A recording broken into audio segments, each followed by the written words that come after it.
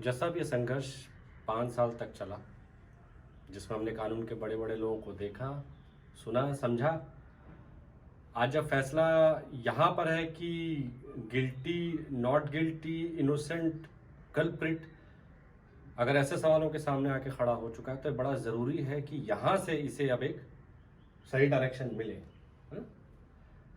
ठीक है। एक बात मैंने नोटिस करी, जैसा आपने भी नोटिस करी होगी कि डिफेंस काउंसिल ने बाबा को बचाने के जितने भी जतन किया, चाहे वो पुलिस प्रक्रिया को गलत ठहराना हो, पॉस्को के चार्जेस पे सवाल उठाना हो, बच्ची को रॉन्गली एडल्ट प्रूफ करने की कोशिश करना, चाहे मेंटली चाहे ऐसे, देखिए हम लोग ना अपने अपने डिफेंडेंट का फर्ज अदा कर रहे हैं। लेकिन मैं एक सवाल पूछना चाहूंगा कि बाबा को बचाते बचाते आखिर डिफेंस काउंसिल कहां चूक गए?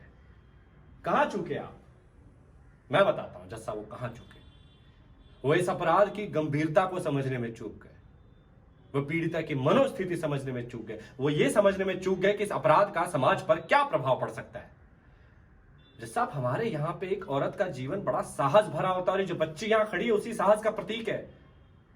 मुझे बड़े शर्म के साथ कहना पड़ता है कि आज भी इस महान देश में एक बच्ची का बाल काल से लेकर युवा काल तक किसी ना किसी रूप से शारीरिक या मानसिक रूप से प्रताड़ना होती आ रही है। अभी ये बच्ची यहां पे खड़ी है, इस पूरे कोर्ट रूम में कुछ लोगों को इसके अंदर एक पीड़िता दिखाई दे रही होगी, कुछ लोगों को इसके अंदर पैसे कमाने का एक जरिया दिखाई दे रहा होगा, कुछ लोगों को अपनी कुंठित वासना पूरी करने की ललक दिखाई दे रही होगी। मगर मुझे जानते हैं क्या दिखाई दिया जज साहब? मुझे इसमें साक्षात रौद्र काली दिखाई दी, मां दुर्गा दिखाई दी, क्योंकि बच्ची अपने लड़ना जानती है, यह आवाज उठाना जानती है। यह उन सभी बच्चों की उम्मीद है जिनकी नजरें आज के इस वर्डिक्ट पर टिकी हुई है। लेकिन डिफेंस काउंसिल के लिए हर चीज घूम फिर के मैं देख रहा हूं धर्म धर्म धर्म ना हो गया, क्या हो गया?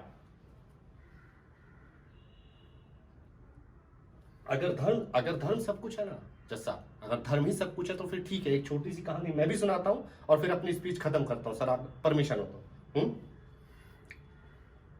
ठीक है। तो रामायण जानते ही होंगे रामायण के बारे में आप।